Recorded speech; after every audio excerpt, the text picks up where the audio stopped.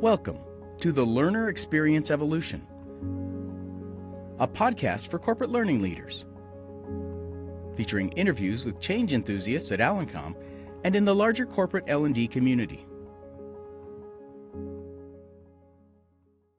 Welcome to another episode of the LX Evolution. I'm Michael Noble, and I'm a principal consultant for AllenComm Advisory. I'll be your host for this episode. Today's guest is CEO of AllenComm, Ron Zamir. Ron's hosted several episodes of our podcast over the past year, but we haven't had him as a guest since episode 1. And we're having him as a guest this week because we want to focus on the biggest change that we as learning leaders have faced, I think, in a generation. And you probably already guessed that change is AI. And we want to talk to Ron about it for a couple of reasons. One, he has a unique insight based on our firsthand experience in working with client AI initiatives. Secondly, Ron leads a networking and collaboration group called Learning Leader Connect. It's a group for senior leaders that come together to discuss their top challenges. And as the leader of that group, he has the opportunity to talk to a lot of learning leaders in Fortune 500 companies, mid-sized companies. So I think he's got a unique and valuable perspective on AI that we want to explore in this episode. Anyway, let's begin. Ron, welcome back to the hot seat. I am so pleased to be in the hot seat. No, it's been great, and it actually is a bit easier when you're asked questions versus having to ask them. So I'm looking forward to a relaxing event here today. Thank you. Well, let's set the stage a little bit. I think there's a couple of narratives we'd like to hear you tell us about. One of those is about the overall L&D market and the narrative there, but the other is AllenComm's kind of backstory and narrative and how we have understood. And you can start with either of those narratives. We'll cover both of them. Look, at the very core, our value to our clients, from Fortune 10 to the Fortune 500, even 1,000, is to help them innovate, scale, and get greater impact for their training and education efforts. So we can't rest on our laurels. So, I remember it like yesterday. It was a formative event when I first got a chance to play with ChatGPT 3. It had launched. Our CTO got to it first. He's always quick on the draw, quicker than me, Todd. And I got to play with it, and I realized, and I wasn't unique, that the idea that you can communicate with the technology and have it as a partner in your creative endeavor was going to transform our industry. At the end of the day, we as learners, as educators, as trainers, we're in this to transform people's capabilities around whatever they have to do, what's important for them. Combine that with their feeling of self-worth and ability to be successful. So it's finding that we can have a creative partner was as exciting. I remember when Adobe started coming out with all of their great tools, we realized we can do a lot more. So that started a journey, which we're still on, and we could talk about that journey stage by stage. Well, let's get into the journey, because it's a little bit of a half step back, but I love hearing kind of context and like the origin of what factors were we dealing with. If we let's talk about AllenComm and the different milestones on that journey as you see it. And then we can also talk about the parallel journey that we've been on with our clients. Yeah, and I think it still is great and informs our clients, but we had more time. And that's okay. That's our job. We're seen as the experts. People come to us for insight. But I believe that journey is relevant, and I'll explain how. The first part of the journey, and again, we had over 6 months to do it, was really accept that we had to engage with our expert population, our designers, our graphic artists, our performance consultants, our technologists, and really encourage them to explore. Just explore. Don't use it yet for any clients. Don't implement it in any giveaway, but just explore. It doesn't matter if it's just your hobbies or your work. Explore the large language models. Look at some of the tools that are coming out around video, around audio. We actually gathered articles from MIT's magazine and others. We encouraged people to take online courses that were coming out for free on YouTube. I enjoyed some of the MIT courses only because they made me feel kind of stupid, but I felt stretched a little bit because I had to learn new terminology. And that was a 6-month process. We didn't ask them to achieve any efficiencies yet. We didn't ask them to incorporate it. We just said, use it. Tell us what excites you about it. Tell us what makes you cautious or even intimidates you. And let's talk when we finish that process. Now, I don't think our clients need to take that 6 months now. And again, we took it from ChatGPT 3 to 3.5. I don't even know if we had to do it 4. And by then also, Microsoft was coming out with some of the preliminary tools. Copilot wasn't out yet. Again, this was almost 2 years ago, but it was a process that we had to do. And the results of that process were super exciting. So as a business leader that's focused on kind of the bottom line and what you're doing, how do you justify that kind of exploration and discovery? Why is it different this time around? Well, I would be blunt. I mean, I don't think our clients need to spend as much time as we did. And I think the tools are a lot better. But without that familiarity, without that ability to get people excited, it's really hard to get the uptick. Using and being assisted in your creative process, that's not a compliance endeavor. You can't just tell them use it or not. And again, I'm only talking about the aspect of AI as an efficiency creative tool for you. We actually rolled that into a whole process of how could we use AI to enhance our learner experience. So that led to that phase 2. And again, I think our clients can do that in months, in weeks even, although we have clients who've done it as long as us as well, and I'll talk about them later in the conversation. The next stage of that journey was actually now saying, we've collected what excites you. We've collected some use cases based on your own experience. Now let's add metrics and expected results.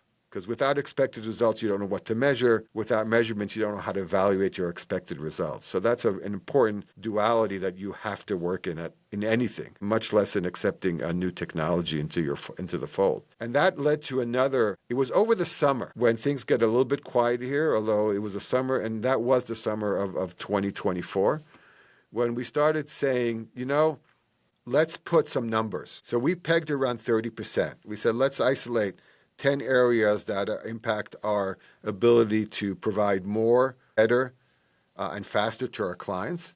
And let's see how some of the things that excited you could be applied to those processes. And that led to a situation where we're saying, okay, for example, in the pre-design process, so we have a lot of work in our pre-design process, which culminates in our providing a design to our client, right?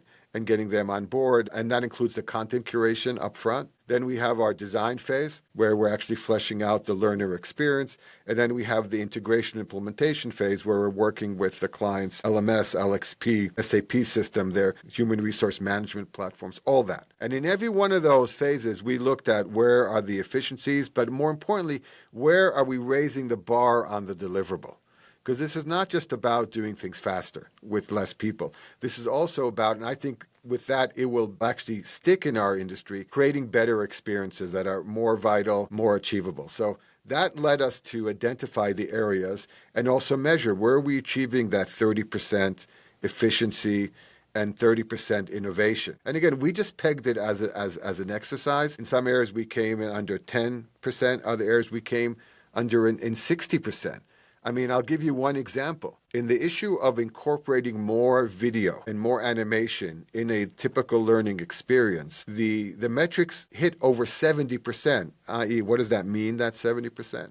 Not only are you faster, but your ability to do more at a certain expense or effort. For a client, it would be how their resources and how quickly they can deliver a project. For us is how we can fund that project. We're able to deliver now 70% more engagement and innovation in a project using AI tools. Now, again, there are some caveats. We'll talk about the constraints and roadblocks that exist in our industry. So that led to that ability to see and measure. And I think our clients need to be doing that now. For them to be at the forefront and not at the receiving end of what their company's doing, they need to say, I'm going to aspire to this. They don't have to reach that objective, but I'm going to aspire that when we are doing our maintenance and we're doing our product tutorials, or when we're doing our sales enablement, or when we're doing some of the leadership check-ins that we do on our day-to-day, they're going to look radically different and be more engaging to our clients. If we wait for it to happen, we're going to be caught behind the rest of our company. So that was that second stage. And the third stage was actually the implementation, which we're doing now, where we're actually delivering these really innovative learning experiences based on our going through that exploration, measurement, and a check-in, let's call it, and now we're actually implementing and delivering. So now let's take what you just explained about, especially about, well, like each phase, the Yes. exploration phase, the more planful phase, the measurement phase, and relate that to the change journey of our clients a little bit. Sure. Tell me a little bit as you have talked to our clients about kind of where they are and where they're starting. I know it's been different over the past couple of years. How has our experience informed the way that you guide and lead them? And what are you learning about that Yes. change journey and some of the best practices? Yeah, and look, the only relevance of AI is how it transforms you in a positive way, right? So we had to learn what our customers could and could not do. Where was their comfort zone? Where can we stretch them? Because again, clients bring us in to help them stretch. And I've talked a lot about the comfort zone and the value of it and the danger of it, right? So here I was fortunate. Sometimes luck and planning come together, right? The planning part is we knew we had to talk to clients, and I started doing one-on-one interviews with our customers, but also with prospects that I knew through my LinkedIn network. But then at the same time, and this is where luck comes in, we decided to form the learning leader structure, which was being done for another reason, to help anybody in the industry network, to realize that we as learning leaders are missing the boat that IT leaders know, that marketing leaders know, that they learn from each other, that they're open to networking. I was seeing serious people in our industry with very small LinkedIn networks, right? Or that most of their contacts were just from their existing company. So in parallel, we had started the Learning Leader Connect beginning of this year. Parallel to that, we started doing interviews mid last year. So by the time we reached our implementation phase, which was around February, March of 2025, we had done over 35 interviews where we consistently asked three important questions. I use three a lot. I apologize. One was, tell us about the governance around AI technology. And there was a spectrum, right? From we're told not to deal with it yet, somebody in the company, there is a task force working on it. And we're talking about large companies where the distance between the L&D team, let's say in a call center or in a manufacturing capacity, and this task force was very, very far. But that was their limitation. We'll talk about how to turn that into an opportunity in a minute. The second was the opposite spectrum. I was talking to people a lot from the high-tech sector. I don't want to mention company names because these interviews are not public, but I would say 70% of the organizations that were told kind of what Allen did, you need to practice, you need to try it, you need to incorporate it, were in the technology space. In the middle, we saw our finance companies kind of semi-constrained, pharmaceutical healthcare companies very constrained. And it makes sense, but I think thankfully, it's going to be a thing of the past. When we do this podcast again in even 6 months, that constraint will not be because everybody's going to be already freed up to use AI. And so we asked them about that, your governance. The second thing we asked them, what have you tried to informally explore? Is your team, again, I'm talking to directors and VPs and CLOs, is your team using it for their other stuff? Are you in ChatGPT? If your company, and this year, have incorporated Copilot, what are you doing with Copilot?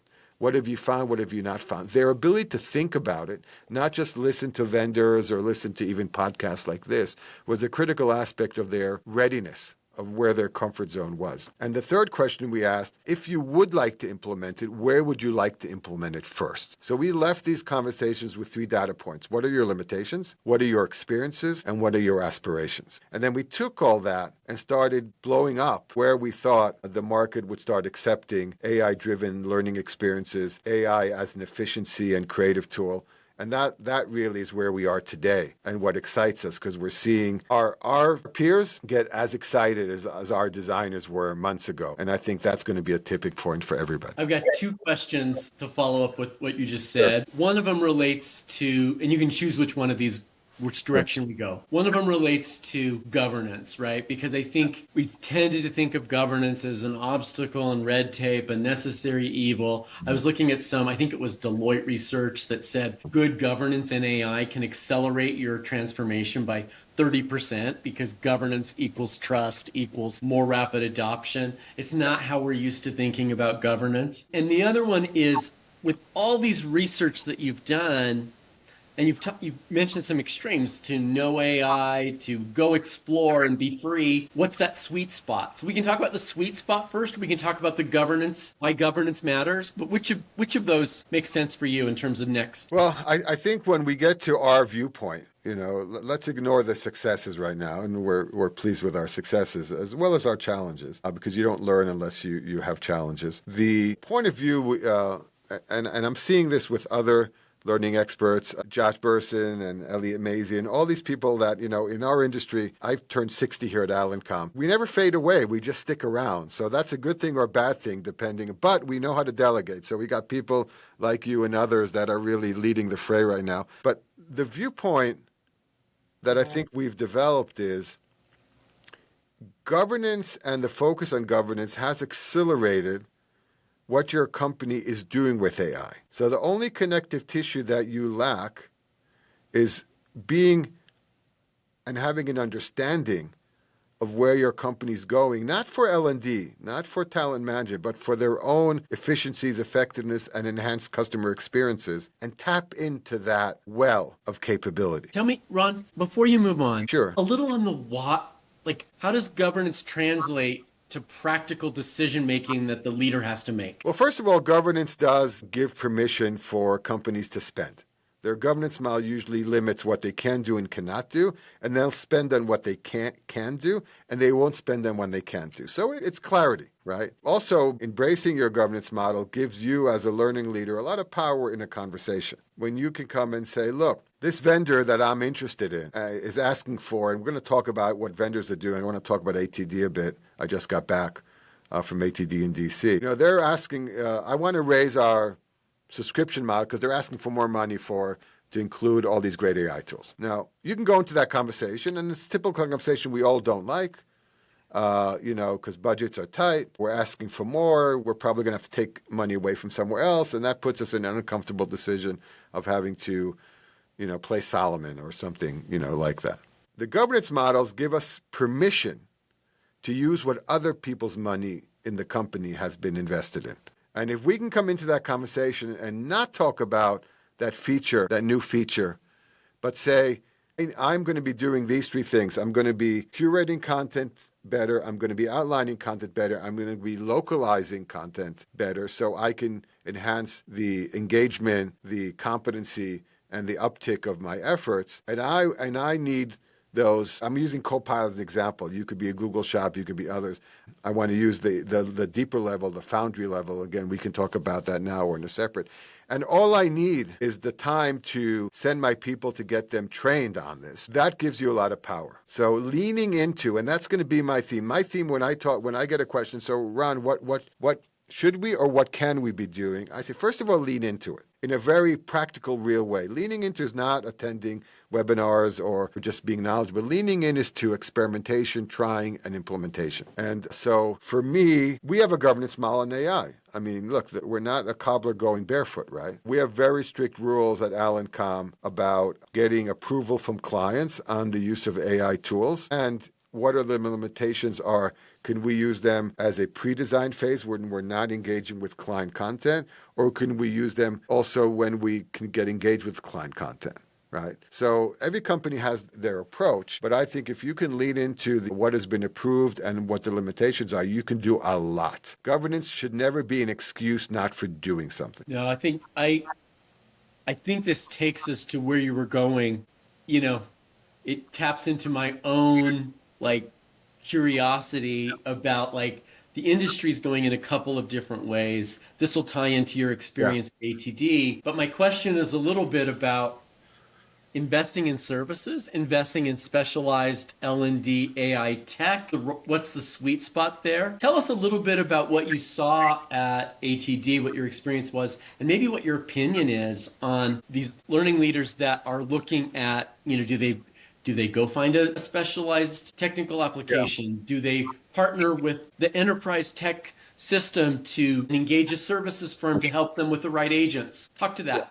Well, there's always going to be opportunities and roadblocks, right, in everything in life. And like I said, you learn from the roadblocks more than you learn from the opportunities. So I'm going to talk a bit about that. Vendors in our space are not slouches when it comes to AI. That's the good news. I think I did a quick AI capability audit on the 4 major learning management systems that were at the show. I won't be specific on any, but you can ask us, and I'm happy to do comments when we post this video on specific systems out there. I looked at the LMSs, the LXPs, but also some of the content players and how they were layering in AI into their subscription-based learning experiences, right? And the expo wasn't too bad. I think most of the major players were there, not all of them. I think what was lacking there, and I think this is one of the weaknesses of ATD, I digress, is ATD has to encourage the talent management system players to participate or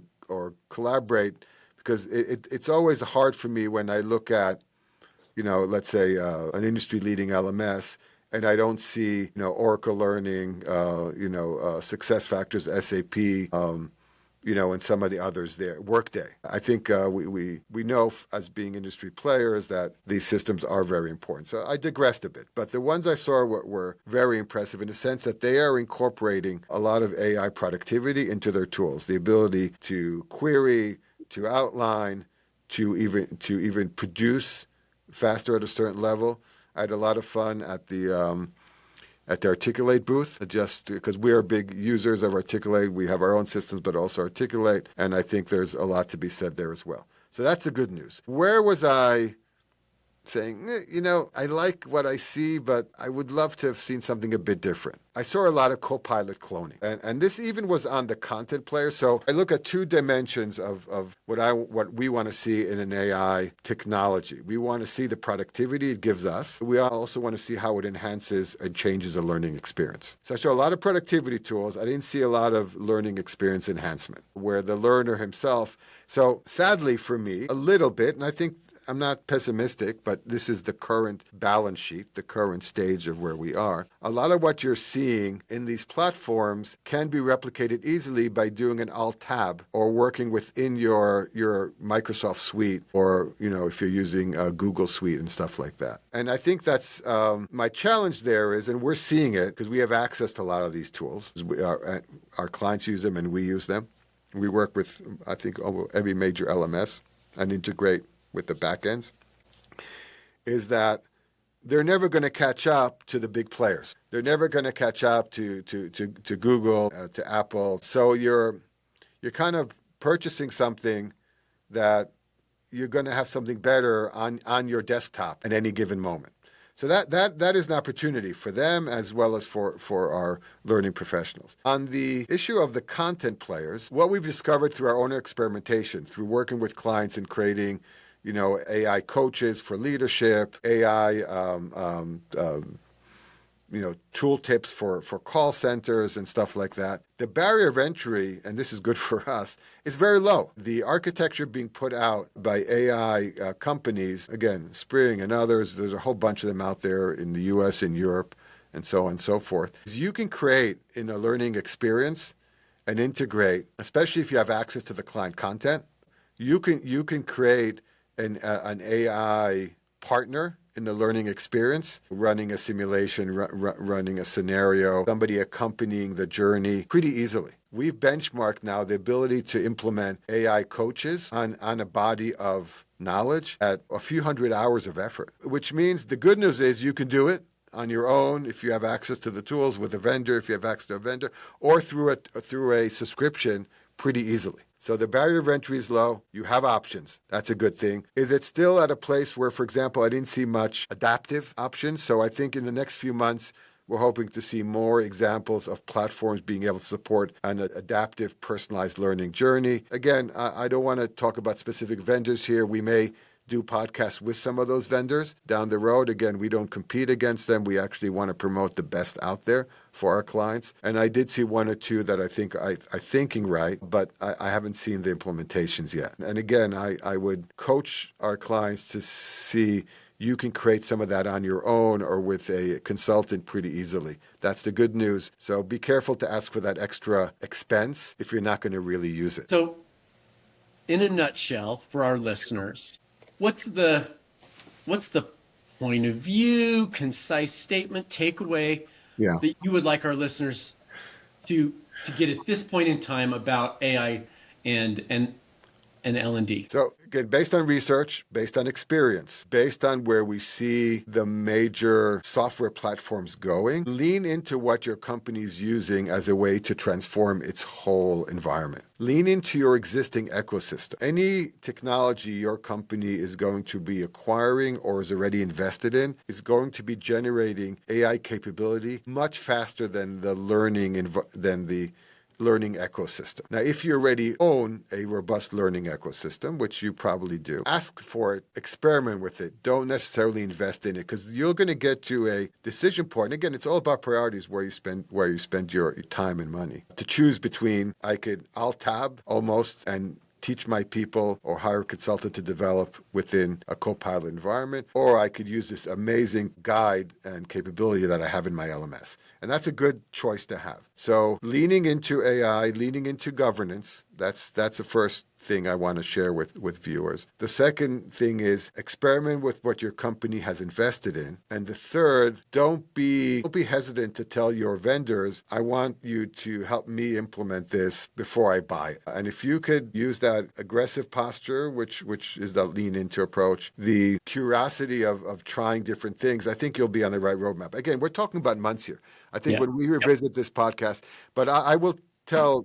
all of our peers, it's really a lot easier than we thought it would be.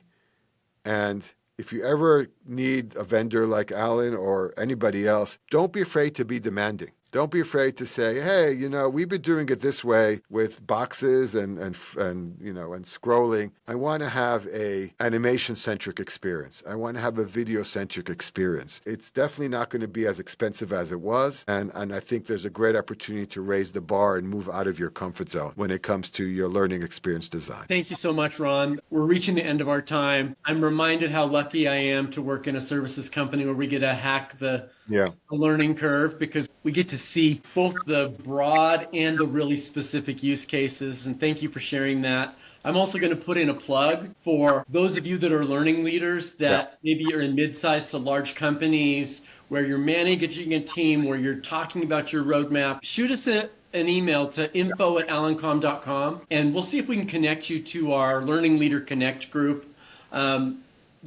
We're getting a lot of excitement there, and it's a group for networking and collaboration. We've already had some of our participants on our podcast, a couple of them. We've got some more scheduled, so I'll throw in that little bit of commercial. And also, if you have ideas for the podcast, we'd love to hear them. So thank you, Ron. Thank you, listeners, and we look forward to our next episode. Thank you for joining the Learner Experience Evolution. All episodes will be posted on the AllenComm website, or you can subscribe wherever you get your podcasts. Please reach out to info@AllenComm.com with any requests or questions.